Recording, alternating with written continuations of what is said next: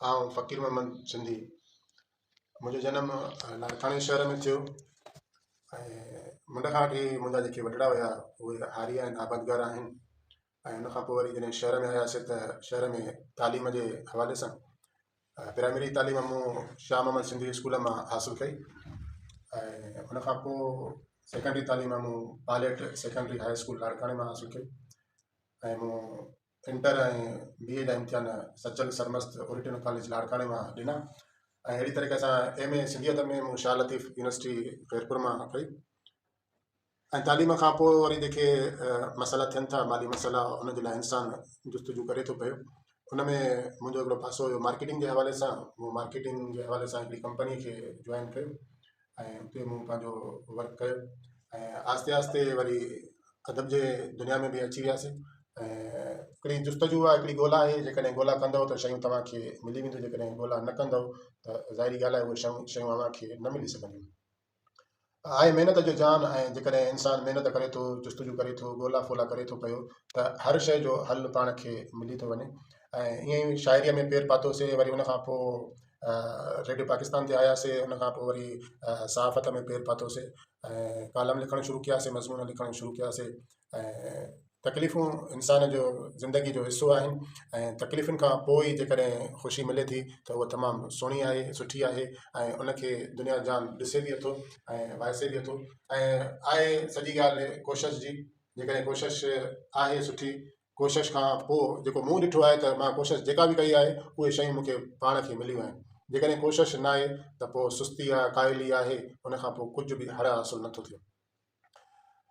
सभिनी असांजे दोस्तनि खे, ॿुधंदड़नि खे, ॾिसंदड़नि खे इहा ई गुज़ारिश आहे त जंहिं फील्ड में तव्हां वञो था पिया त उन में पहिरीं ॻाल्हि त हसद साड़ रखिणो ई न आहे, पंहिंजी महिनत करणी आहे।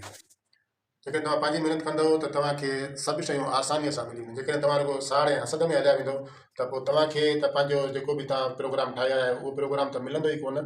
पर जेकॾहिं ॿियनि दोस्तनि सां बि अलॻि सलॻि में हूंदव त उन्हनि जो बि तव्हां प्रोग्राम विञाए वेंदो। इन लाइ बहितर आहे त पाण खे संवारजे, पाण जो जेको बि ख़्यालु आहे, ख़ाको आहे, उन ते तव्हां बीहक कयो। बीहक जेका आहे तमामु सुठी शइ आहे। ऐं असांजो मिसाल तौर ते हिकिड़ो हुनुरमंद आहे, उहो पंहिंजी बीहक ते बीठो आहे त उहो कामयाबु वञे थो पियो। हिन वक़्तु त असांजो हिकिड़ो मशीनरी दौरु आहे, सोशल मीडिया जो दौरु आहे ऐं जिदत वारो दौरु आहे। ऐं उते बि असांजा जेकॾहिं इंजीनियर बीठल आहिनि ऐं सुठी उहा कारकर्दगी उन्हनि जी आहे त उहे पंहिंजे शोबे में नालो कमाइनि था पिया। हिकिड़ी नंढी ॻाल्हि कंदो हलंदुमि त अब्दुल माजिद बुरगड़ी आहे, जेको सिंधी कंपाउंडिंग जो बानीकार आहे। ऐं उन तमामु घणियूं कोशिशूं वरितियूं ऐं उन कोशिश खां पोइ असांजी जेका ॿोली आहे, सिंधी ॿोली जेके चऊं था पिया, त उहा ॿोली आलमी लेवल ते ॾिठी वञे थी, ॿुधी वञे थी ऐं पढ़ी वञे थी। उहा हिकिड़े माण्हू जी कोशिशि आहे। उनखे फितरत खे उन खां इहो कमु वठिणो हुयो ऐं उन उहो पंहिंजो बाकमाल कमु करे ॾेखारियो।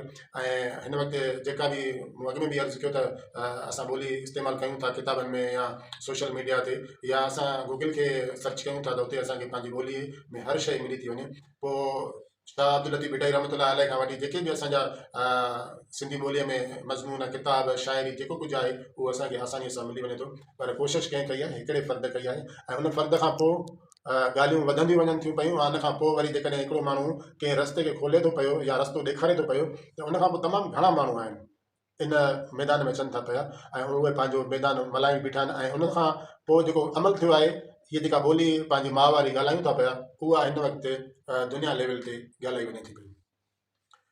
बाक़ी जेकॾहिं ॻाल्हि कयां पंहिंजे ज़िंदगी जे हवाले सां त तमामु घणियूं ॾुखियाईयूं पेश अचनि थियूं पियूं। ॾुखियाईनि खां पोइ वरी सुखियालियूं बि आहिनि। हिकिड़ी महिनत आहे। ज़िंदगी जेका आहे मुसलसिल जिदोजहद जो नालो आहे। इहो ई जुमिलो ॿुधंदा अचूं था, पर इहा हक़ीक़त बि आहे। जेकॾहिं तव्हां जिदोजहद कंदव त तव्हांखे सभु शयूं आसानीअ सां मिली वेंदियूं। जेकॾहिं जिदोजहद न आहे, माठार आहे, चुप करे वेंदो त कुझु बि हासिलु न थींदो। ॻाल्हियूं तमामु घणियूं आहिनि। मुंहिंजो पहिरियों जेको किताबु आयो 2004 ईस्वीअ में वचन वफ़ा जा, उहो बि तमामु घणी मूं कोशिशि कई ऐं काफ़ी दोस्तनि जी बि हिन में महिनत शामिलु आहे। ऐं उन खां पोइ वरी 2008 में जानी जीवन जोड़ किताबु शाइरी जो आहे। ऐं 2009 में वरी 11 शाइरनि ते हिकिड़ो मजमूओ मूं तरतीब ॾिनो, कलमकार कवि। ऐं हिन खां पोइ वरी 2011 ईस्वीअ में अज़ीम हस्तियुनि जा अज़ीम कौल मुंहिंजो किताबु आयो। ऐं उन खां अलावा सिंध जी तारीख़, सेड़ियल तारीख़ वार किताबु 2013 में आहे। ऐं 2016 में 2015 में असांजो गुण कंहिंजा ॻाइनि माण्हू अब्दुल हफ़ीज़ खुआरो, जेको असांजो उस्ताद बि रही चुको आहे ऐं हुनजो मुसवरीअ में तमामु सुठो कमु थियल हुयो। उनजी ज़िंदगी जे हवाले सां किताबु मूं वांदो ऐं 2016 ईस्वीअ में सूंह संभारा जे हवाले सां रेडियो स्क्रिप्ट किताबु उहो बि मंज़र आम ते अची वियो। उन खां पोइ वरी तारीख़ जो मंज़र ऐं पस मंज़र जेको 2020 में आयो, उहो बि तारीख़ जे हवाले सां हुयो ऐं शाइरी बि पंहिंजी आहे। ऐं 2017 खां वठी वरी मूं हिकिड़ो इदारो जॉइन कयो सहाफ़त जे हवाले सां, रोज़ानी इरादो लाड़काणो, हुन में बि मूं 2022 ताईं कमु कयो ऐं काफ़ी दोस्तनि खां उत्साह मिलियो, काफ़ी दोस्तनि खे मुतारिफ़ बि करायो ऐं सहाफ़त जे हवाले सां जेको कमुकारु कयोसीं ऐं पंहिंजी ज़िमेवारी निभाईसीं। पर सहाफ़ी थी करे ज़िमेवारी निभाईसीं, रुॻो ईअं माना हुलड़बाज़ी या वरी सिंधीअ में चइबो आहे त लठ ते राग, उहो न कयोसीं ऐं दोस्तनि खे बि मुतारिफ़ करायोसीं ऐं पाण बि पंहिंजियूं शयूं जेके आहिनि तख़लीक़ कयूं। ज़िंदगी जो मसइलो बि पाण वटि आहे ऐं उनजो हल बि पाण वटि आहे ऐं जेकॾहिं हुन में तव्हां जदोजहद कयो था, क़ुर्बानी ॾियो था, मुहबत कयो था ऐं माण्हुनि खां सिखो था, इहे सभु शयूं पाण वटि मौजूदु आहिनि, रुॻो पाण खे अॻिते थियणो आहे। जीअं चवंदा आहिनि त ताड़ी जेका आहे ॿिनि हथनि सां वॼंदी आहे ऐं जेकॾहिं तव्हां ज़िंदगीअ खे ऐं पंहिंजी महिनत खे गॾु खणी हलंदव त तव्हांजा काफ़ी मसइला हल थी वेंदा। आख़िर में दोस्तनि जे लाइ शाह अब्दुल लतीफ़ भुट्टाई रहमतुल्लाह अलैह जो बेत आहे त साईं सदाईं करी मथे सिंध सुकार, दोस्त मिठा दिलदार आलम सभु आबाद करी।